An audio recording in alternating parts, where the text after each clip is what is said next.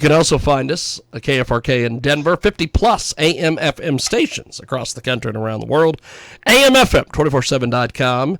Tune in, iTunes, all the various places. And, of course, our live videos are uploaded to BitChute, Rumble, Facebook, YouTube, Clout Hub, all the different spots. And, Greg, welcome to the broadcast. How are you, sir? I'm doing well, James. How are you? Pretty good, actually. We are having a fast and furious day here on our broadcast day. So, Greg, talk to us a little bit about your background before we get into the music and the band and everything. My personal background or the band? Yeah, just kind of how you got into doing the music thing. Well, my father first introduced my brother and I to the guitar when we were kids. He was a big Bo Diddley fan. That's awesome. And he had a great music collection, and he was really interested in music. And my brother and I got into playing in bands when we were 13 years old. We did our first shows at our high school and elementary school, and we just went on from there. I got into the hardcore punk rock scene in Vancouver as a drummer, and we would go and see bands like DOA, the Subhumans, and the Young Canadians and stuff. And in the early 80s, I was playing drums in a hardcore band, and the drummer for Roots Roundup, who was going to become the drummer for Roots Roundup, Barry Taylor, he was originally with the Young Canadians, and at the time he was with Shanghai Dog. And I was doing some busking on the street, and putting a band together with some other friends from the hardcore scene. And Barry Taylor expressed interest in joining the band, and so very early on we got ourselves a really, really great drummer, and just went on from there. Barry ended up playing with us for over 35 years. Just recently retired a couple of years ago. Wow. So Roots Roundup. Talk to me a little bit about the name. How did you guys come up with the name and the whole thing? Well, we decided to, rather than play hardcore punk rock, like we had done for the past few years, we wanted to broaden things out and play, some more danceable music. And, I was a big Roots music fan, stuff like Chuck Berry, Bo Diddley, Little Richard, and then also I was heavily into reggae music, Bob Marley, Toots and the Maytals, the Scatolites, stuff like that. And the other guitar player in the band had introduced me to South African music, the sounds of Soweto, and also sort of Zairian African music and stuff. And so we just decided to sort of pull together all of these sort of roots music influences and, put them all together and start playing them for people. And the name sort of came about, we're brainstorming, and there's another band up here in Canada called Blue Rodeo. And for some reason we thought, how about Roots Roundup? That's how the name sort of came to be. Roots Roundup. That is. We just round up all these roots type musics, and round them all up. We play that, and just throw them all in a blender. It's made it a little bit difficult to sort of sell the band to the industry over the years because we are very eclectic, and it's hard to sort of pigeonhole us. Like we don't play all ska. We're not a ska band. We're not a reggae band. We'll play ska and reggae and then follow it up with, some funk or some, we still wear our punk rock influences on our sleeves as well. So, but the audiences love it. Everybody dances at the shows and has a great time. And we've been doing it for over 35 years now. That's awesome. So how do people find your guys' music online? Where is the best spot to send people if they are looking for Roots Roundup? If they're looking for sort of an overview of our sound, if we've got a whole bunch of videos up on YouTube some of them spanning back over 30 years, right up till, a video from just last July at our record release party. So we have videos from the mid 80s, the late 80s, the early 90s.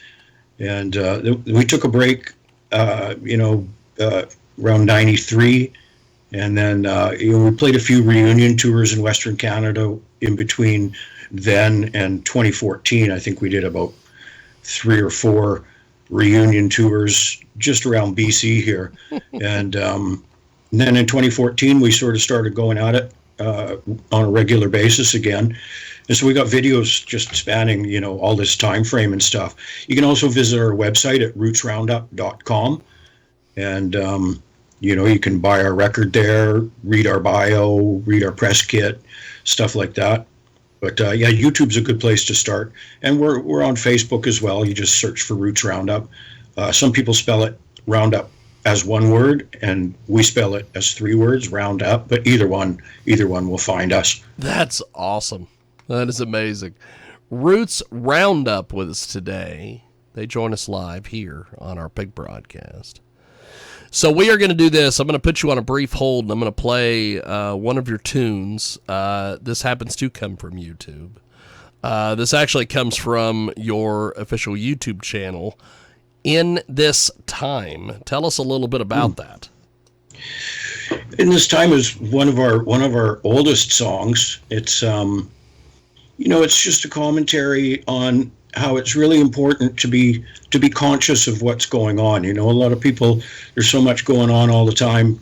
Some people aren't interested in, looking at the things that are really affecting the world around us. And, it's just sort of an invitation to be conscious and, try and do the right thing for your neighbors and yourself and your friends and your family. And, it's just a matter of, you got to keep trying, you got to keep trying to do better and make the world a better place. That's awesome. Well, we're going to do this. I'm going to put you on a brief hold here on Skype, and I will be right back with you, my friend. It is Roots Roundup, and they are kicking ass and taking names, and it's up. Roots Roundup in this time.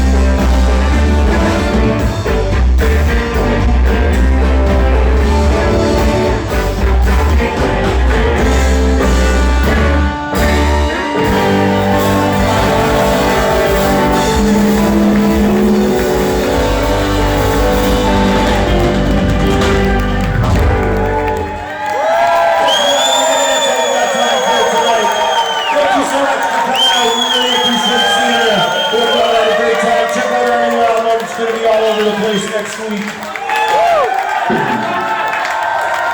Roots Roundup with us today here on our world famous Jiggy Jaguar Experience. We go back to our guest. Greg joins us back here from Roots Roundup. So talk to me a little bit about what a live experience is like from Roots Roundup if someone's never seen you guys perform before live.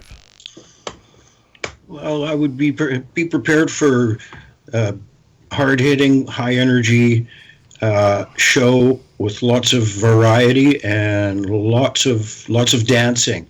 We definitely like getting people up dancing, and it seems to happen at every single one of our shows. And yeah, it's just a really good time. You know, we're sort of like a party band. We're That's just awesome. up there having a really good time. Really enjoy playing with each other, and really just enjoy performing for the audience. So expect lots of dancing and big variety of music. That's awesome. Roots Roundup with us today. Greg joins us from the band, and we are talking a little bit about the music and some of the different things that they're doing. So who are your, influences, musical heroes, things of that nature? Well, I mean, one of my personal musical heroes has got to be Joe from DOA. You know, he's done it his own way for so Yes. long, and he's Very much he's out there right now touring in North America, and you know, he's a real inspiration as far as, you know, his dedication to his music, and you know, his dedication to touring, and you know, he's like one of the godfathers of punk rock for me.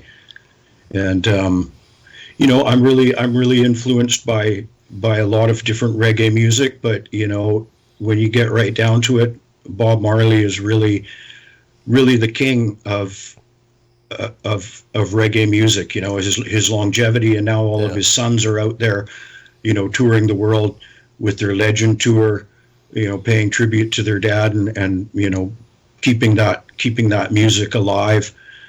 We had the pleasure many years ago of opening up for the Wailers, just, you know, about 7 years after Bob Marley passed or something, and it was still the original Wailers band. Like, there's been so many different Wailers bands That's awesome. out there over the years, but this was Carlton Barrett, Family Man Barrett, you know, Seco on percussion, Junior Marvin on guitar, Al Anderson. It was basically who were with Bob Marley at the peak of his career, 1979, 1978, 79. So that was really great. And, you know, I've met a lot of really stellar reggae musicians and artists over the years. And yeah, I just find it really inspiring, and I still find Bob Marley's music inspiring to this day. That is amazing. We have got a great guest with us today. Greg joins us here on our broadcast. Roots Roundup. So what attracted you to the whole Bob Marley experience?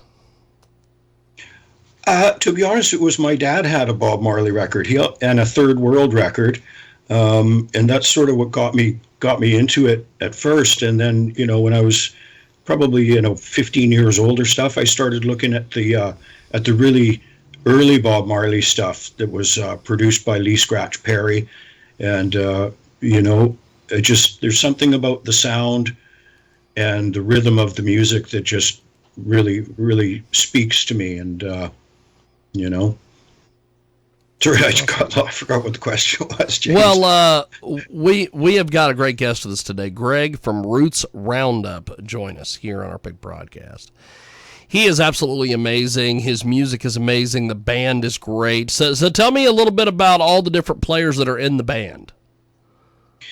Well, let's see. We got our trombone player, Dimitri, and he's been with me ever since the beginning of the band when we got together. And he also sings. The two of us sing together, sing harmony. And we have my brother David on guitar, who's been with us almost since the beginning. We were actually living together when I formed the band, and then he joined us on guitar a couple of years after that. We have Keith Rose on the bass, and he's been with us since about 1988. And we have Brad Lambert on the drums. Brad was an old friend of mine. At the time that the band first got together, he was a drummer in a hardcore band called House of Commons, and I was a drummer.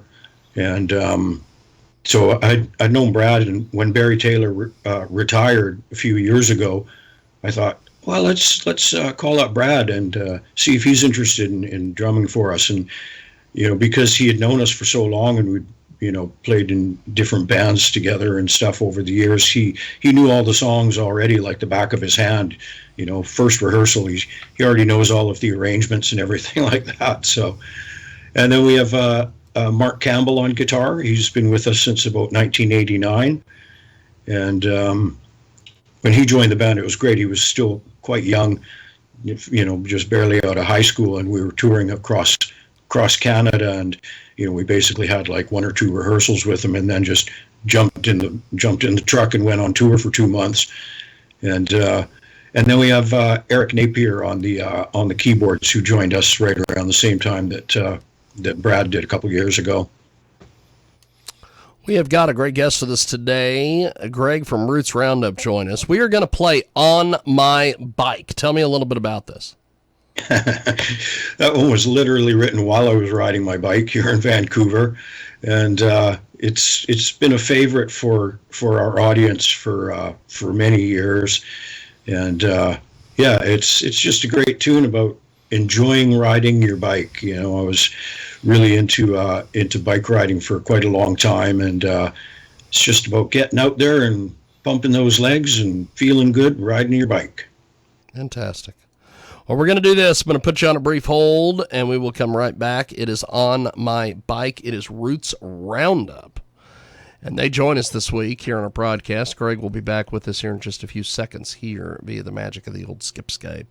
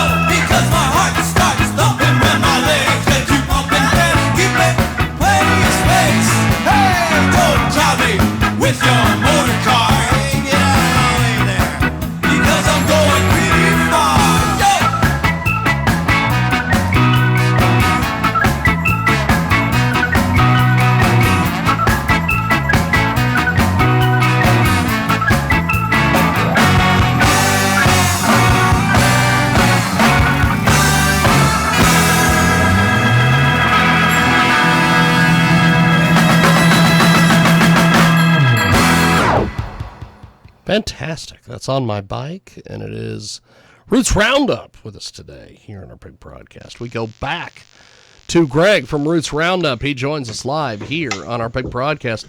You know, one of the things that I love about your sort of genre is you guys are in the, ska, kind of genre.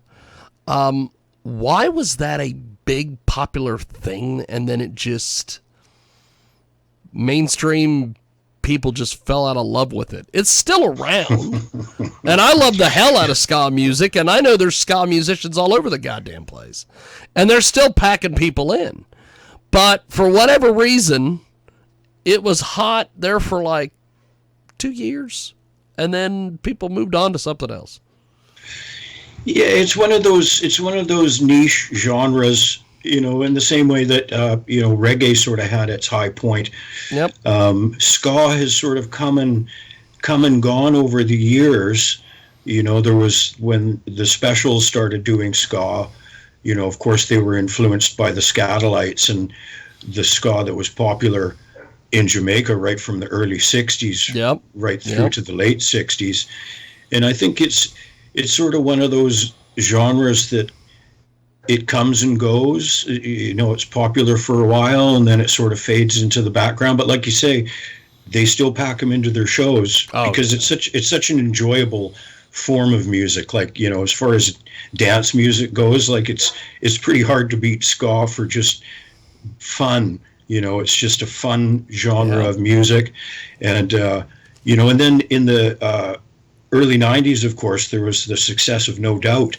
And No Doubt sort of brought it to the forefront of people's attention again. No Doubt actually opened up for us in Victoria just as Tragic Kingdom was breaking.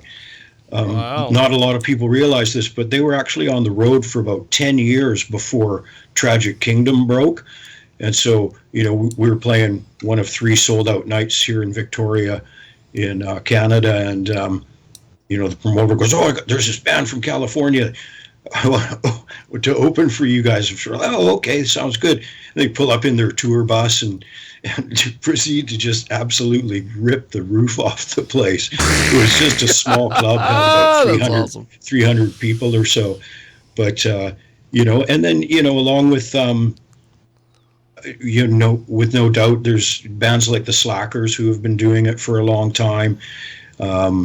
So it never really completely goes away, but it does sort of come and go from the public's consciousness. Yes.